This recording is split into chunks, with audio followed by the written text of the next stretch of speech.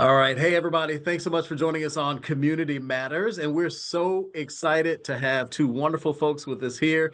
Actress turned author, Denise Nicholas, who I have been fanboying all over the whole weekend. I'll just tell you that right now. And physician turned author, Dr. Otto Stallworth. Thank you guys so much for talking with me. I appreciate it. First of all, let me just ask you, as a good Southern boy, how y'all doing? Doing good here. Yeah. Doing great. Yeah. Where Good, are good. you? I am in Raleigh, North Carolina. I'm Okay. Wow. actually I'm actually from Florida, so I've been here in Raleigh about 4 years, but I grew up and, as I like to say, raised, reared, and ruined right there in Florida. Oh Lord. Uh, Okay. So Okay. uh, let's get started. Tell me a little bit about a gathering of voices and where the idea came from and what it's all about. And Miss Nichols, I'll start with you if that's okay. Ooh, okay. So the book comes out of our workshop, which I ran here in my home for about 5 years. And after at least 3 years or so of work, doing writing exercises and people feeling as if they were making good progress, we came up with the idea of trying to publish some of our work. And that was kind of the beginning idea. And then it evolved with a lot of conversation, lots of meetings, and trying to decide how to do it. And would we self-publish or we try to find a publisher, all the usual things that people go through when they think they're ready to publish a book. So um, we then gathered all of our all of our best pieces, our memoir pieces or fictional pieces, into a gigantic pile. And then we had a number of editors look at it and kind of help us figure out how to place the pieces in what kind of order and blah, blah, blah. So we did all of that pretty much right here at my dining room table, right behind this computer. So um, yeah, that's it. I love it. So tell me, when people pick up the book, what kind of pieces are they going to be able to read? What are they about? I would imagine it's kind of a variety of things, right? And Dr. Stallworth, you can tell us about that. well, you realize we have six authors, Right. and each author is from a different area of the country, going from Delaware to Michigan to Alabama to Mississippi, DC, St. Louis. So therefore, the stories are very diverse, and we range in age from, I think the youngest person in the group is 60 or 61. The oldest person is in the 80s. And so we have a diversity of age. So naturally, the stories and in terms of work backgrounds, I'm a physician, a retired physician. We have a retired administrator and a lady who used to own a bookstore and so forth. So and then we have three people from the entertainment industry, Denise, Charles, and Hattie. So therefore the stories are very diverse in terms of their experience. You know, all people, no matter who they are, have some kind of diversity. I mean, some sort of drama in their life that shapes who they are, and that's sort of what you'll see in this anthology is different perspectives, different experience, different writing styles, because we're all different in the way we write. And so I think that's what makes the book very different. And I dare to say there's probably not another book that I'm aware of quite like this, with six authors from six diverse backgrounds writing these kind of stories. Tell me a little bit about what your story is about. Well, most of my story comes from a memoir that I wrote a year before, a couple of years ago, and it follows me from my childhood. I was born and raised in Birmingham, Alabama, in 1945, and so I went through all of that stuff that happened during that time, all the segregation, the bombings, the killings, the mutilations, the demonstrations, and all the way. And it follows me all the way through that. Then through my experience going to college, going to med school, becoming a doctor, and it ends at age 40. Because by the time I got to 40, I had written 1,000 pages. Now, of those 1,000 pages, a lot of them we never used, and I narrowed it down about 300. So my stories, some are funny. Sometimes you can take what was dramatic in your life in the past, and when you tell it now, it seems funny, but it wasn't funny at the time it happened. Yes, sir. And so the stories range in terms of that. Some stories are very short, 2 or 3 pages. Some are very long, 5 or 6 or 8 pages. So it varies. It just varies over a number of topics. Birmingham Yeah. has changed a lot since you were there, huh? Oh yes, it has definitely changed a lot. I I lived there. mean, I lived there twice in my career. I worked there really, 2 times. I worked there in the late '90s and then the mid 2000s, and I absolutely loved living in Birmingham. It was one of the best well, places I've lived in what my part? life. I have to add just what part of Birmingham did you live in? Did I live in? So I lived in the outskirts. I lived in Hoover, Okay, right on the Hoover. edges. Okay, Yeah. yeah, yeah. Um, but I loved it. The station I worked for was right there on Red Mountain, so I had a great time working there. I loved it, and still have a ton of friends there right now. To be honest with you, Ms. Right. Nicholas, tell me about your contribution to A Gathering of Voices and what it's about. Well, I taught the workshop that produced the book. That's where I started with it. Mhm. And I had switched over to writing after I finished In the Heat of the Night with Carol O'Connor. I said, I wrote some episodes for that series, and that was really my first professional writing.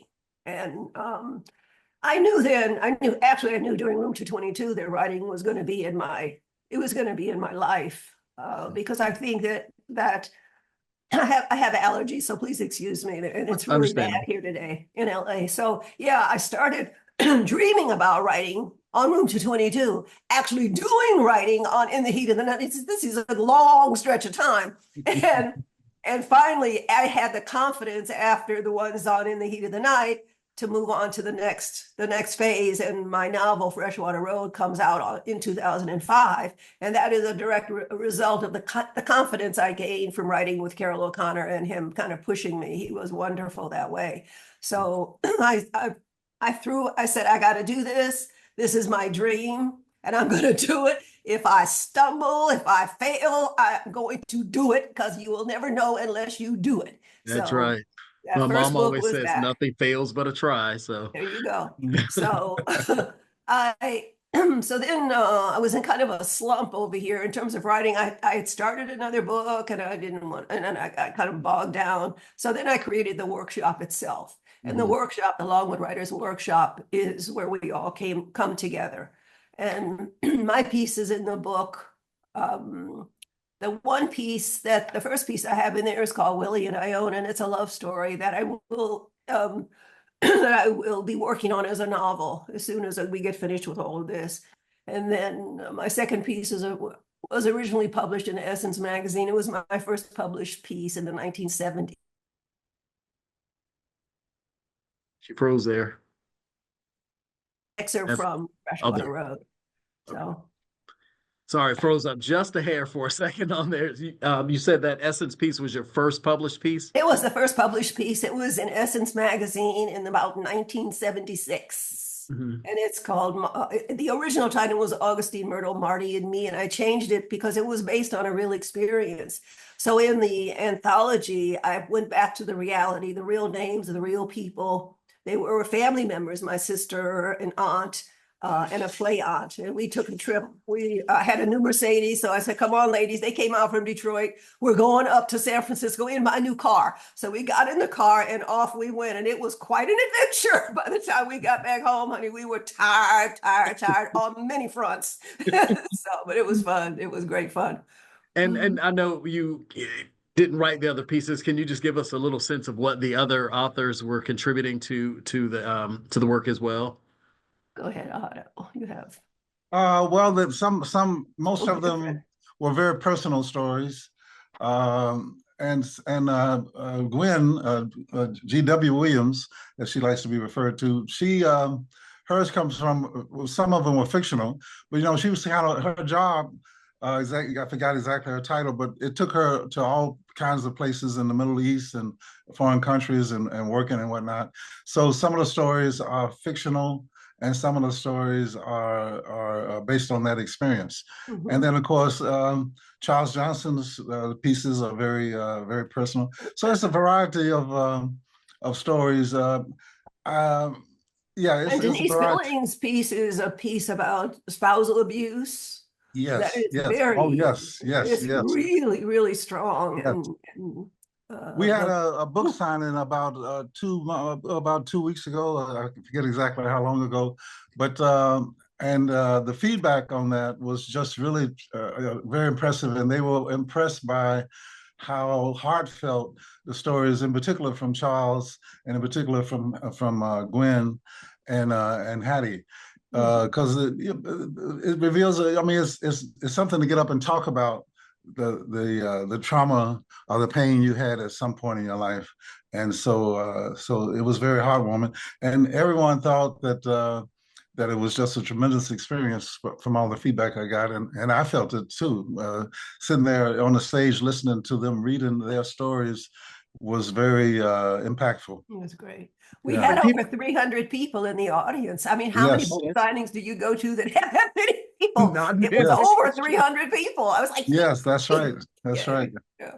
When people read the book, what do you hope that they get from it? What is the thing that you think they should take away from reading it? Well, I'll let Denise answer this also, but I think what you'll see is that, okay, all five of us, six of us, have had some success in terms of pursuing their career and whatnot, but none of us had a trail through life where it just went uneventful, where you had no obstacles. So I think that what you take away from it mainly is that you can achieve what you can achieve in life, and carry on with life in spite of having severe trauma, personal trauma, and it can be internal, it can be external, meaning that something happened in the environment around you, internally, maybe some kind of mental thing you're going through, all of these kind of things. And in spite of that, that you can survive and make it to where we are, which and we all are older, we all are pretty much retired. And so I think that there's a good lesson in that for everyone to see. And I don't know, well, in terms of like Charles went through an illness that for the most part is a declaration of death.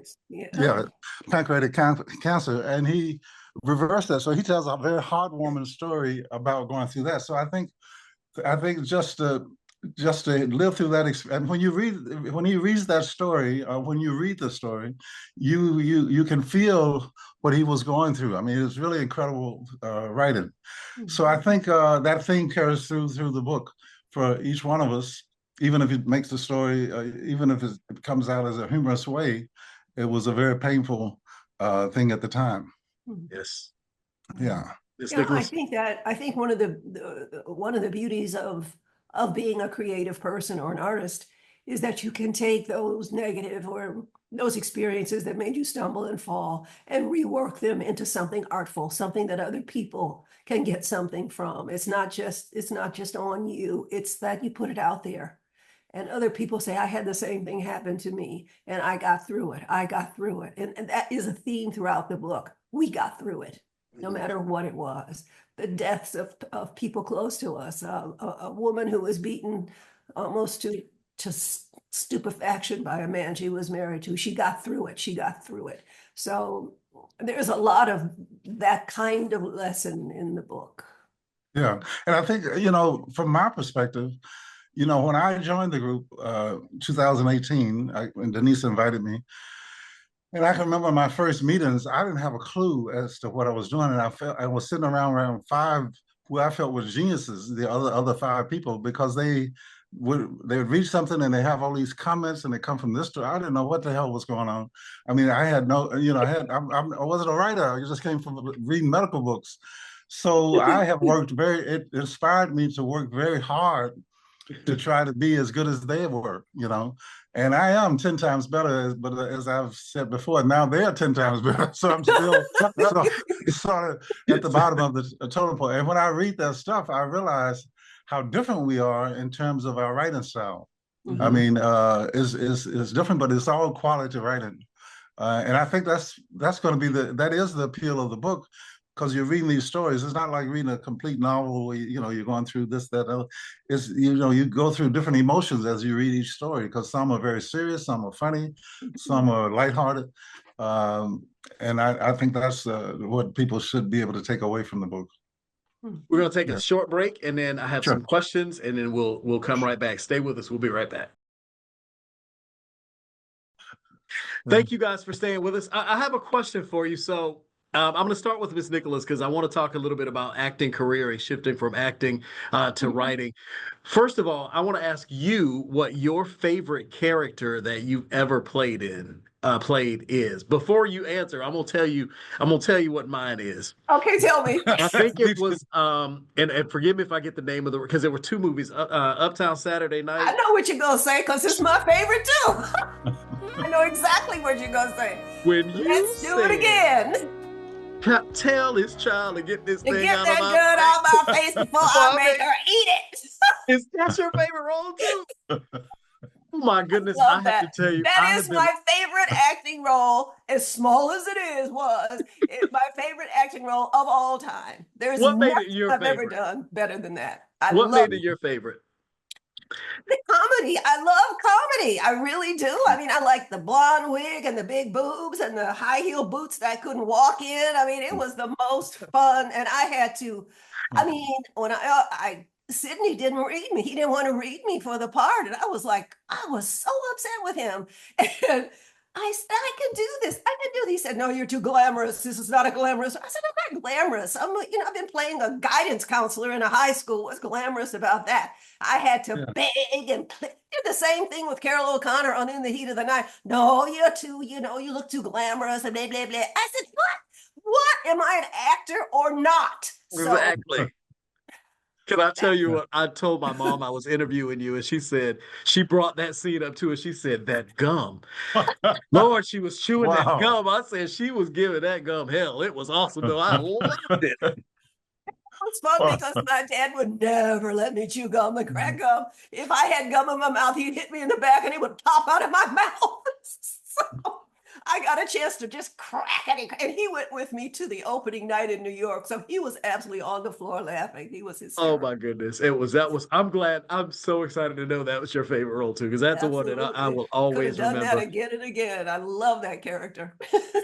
Dr. Well, Stallworth, we have not seen you on the big screen, although I think it could happen at some point. But tell us a little bit about your background as a doctor, your area of expertise, and for people who may not know.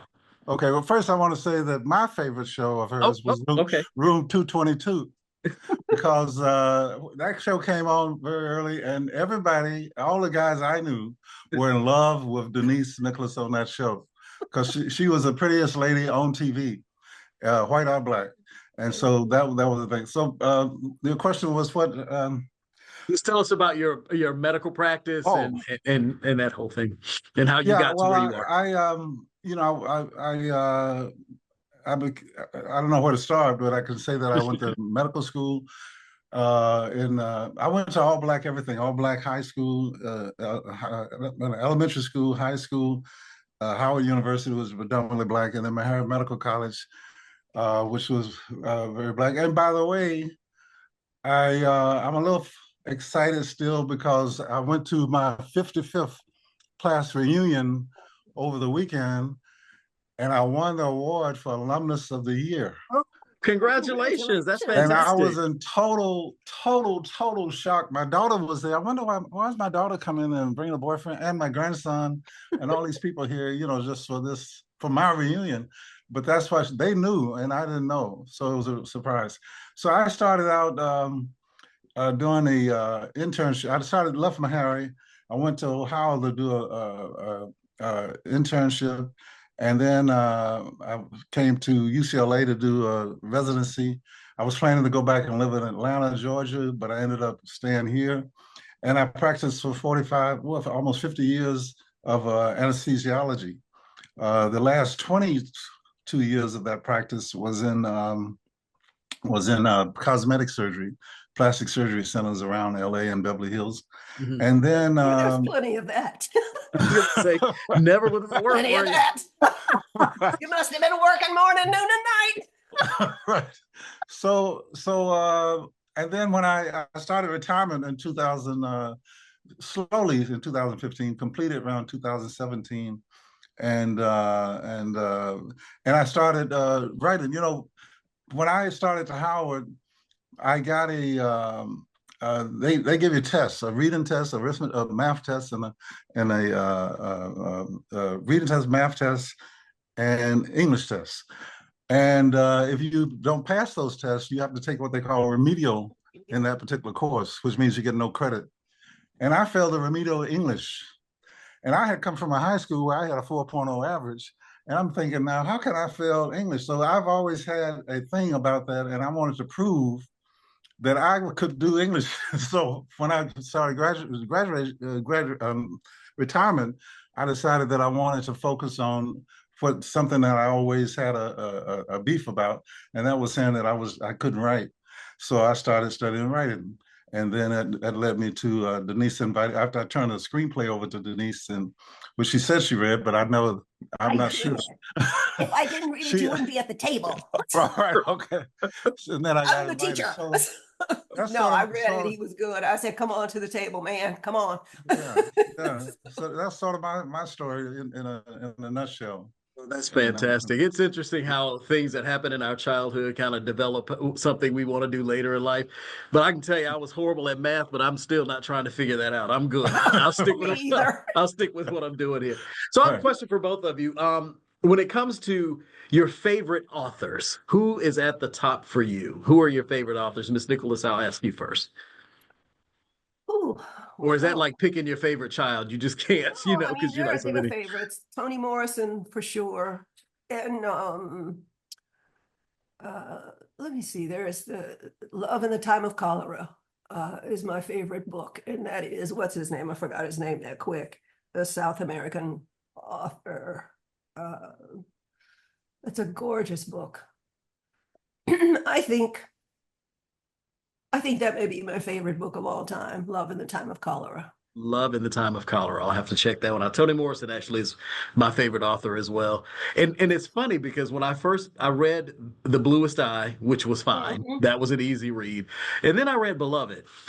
And I got frustrated and I put Beloved down. Then I picked it up again and I put it down again. But once I got it and understood kind of the way she wrote, I read everything she wrote from that point on. So, and Gregory Maguire is actually my second favorite author now. The guy who wrote Wicked and Gregory Maguire, he wrote all the Wicked, Witch of the West, the books that the movie and the play are based on. So, yeah, they're good stuff. It's interesting stuff. All right, Doc, who's your favorite author? It was, hold on, let me give you the name of the author. I don't like to bandy books around and not know who wrote them. Now I can't even find that. Oh, Lord. That's all right. I'll Gabriel Garcia Marquez. Okay. Gabriel Garcia Marquez. Gotcha. Well, if being in medicine for 50 years, I had to do a lot of reading to keep up with. So the last thing I wanted to do with my free time was read a book. So I have to be honest with you. If I was to say my favorite, it would be a television or a screenplay writer more so because in my free time I read that. So one of my favorite screenplay writers was a man named Joe Esselhaus. I think I'm saying his last name correctly. He wrote Basic Instinct, and he did Flashdance and some other movies. I forgot the movie with. He did a lot of murder mystery kind of things. So I've always, for whatever reason, I've always been drawn to murder mystery kind of stuff, and I love the way he writes and the way how he mixes sex in with the crime and so forth and so on.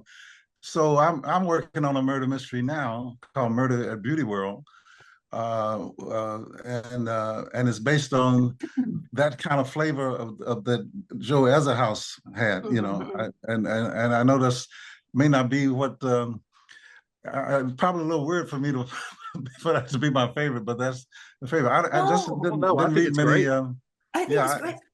So and that was a problem for me at the beginning of this writing, joining the group. They were quoting, and each one of the other five people in there, they read like 2 or 3 books a week. I mean, basically, and they would start talking about a book. I didn't have a clue of what they were talking about. So it's been a very, very learning experience for me, and I just love being in the group. And of course, there's been a lot of camaraderie since we've joined. We never had, as Charles mentioned, I saw him mention in an interview, we never had really had a big conflict. We've had, trouble arriving at an agreement, but Charles, at one point, Anne turned everything over to, Denise turned everything over to Charles. And Miss because Charles's wife, she looks like my twin. We get Yeah. confused all the time. so that she could pay attention to her memoir that's coming out, being released this November. What's the name of it, Denise? Finding Home. Finding Home. Finding Home. And I know it's November gonna be- 5th. It will be Yes. on the shelves. So for the last 2 I was going years, to say Charles- something about that crime thing, though, Otto. One of the Yes. kinds of books that I read constantly is crime fiction because it teaches me pacing. Ah, It moves. Crime novels move. yeah. And that that's is true. something that writers need to learn, pacing, because you can get all involved in these long drawn out things and everybody's snoring by the end of the paragraph. And So 4 chapters later, you're like, wait, what was this starting out about? yeah, right. So I mean, crime fiction is usually good. Crime writers are excellent writers. Excellent Yes, writers. yes. So, Listen, thank So- you all so much. I've taken up probably more time than you thought it was going to be, but I appreciate you all so very much. Both of you have been just a joy to talk to, a joy to talk to. Thank you, thank you, thank you. thank you. And I'd like Thank to say the you. same for us towards you. It's been a joy Yes. talking to It's you. been fun. You have a jolly Yeah. set going on here. This is good.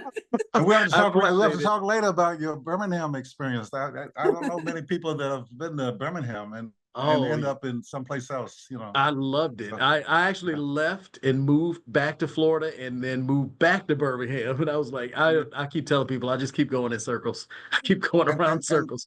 And Hoover is right over the mountain from where I grew up. I Mhm. grew up in an area called Titusville, and specifically an area called Lincoln Park. Mhm. We can look from the top of this mountain over and see Hoover. You Yep. know. It's so funny because I grew up, my aunt lives in Titusville in Florida. And I always, See, we call it Titusville. Oh, Titusville, and they called it Titusville, which always Yeah. made me laugh. I had to keep That- telling myself, say it right, say it right. that's on the air. correct way. It should be Titus. You know, the god of something, god of or something. That's the Right. correct way to say it. But we were growing up. So I can remember when I got to Howard, and they said, and I say, well, what neighborhood you were? And I said Titusville, and they'll start Really? laughing because something else would come to their minds. Wait. Buddy. Well, thank you all, and I can't Thank wait you. I can't wait to talk to you again. And we're gonna do it again in the fall when your book comes Yes. out in November. That would be fantastic. But people can find the Gathering of Voices right now Right. at their local bookstore online, right? Yes. Yes. Awesome. Thank you all so Thank you. much. Good. Say it All for right, me thank you. one more time, Miss Nicholas, before I go. Put that thing down. Put that thing down before I make her eat it. Crack, crack, crack, crack. I love it. Thank you all, and have a great Okay. rest of your day. I appreciate Thank you. you. You too. Okay, you too. Bye-bye. Bye-bye. Thank you. Bye.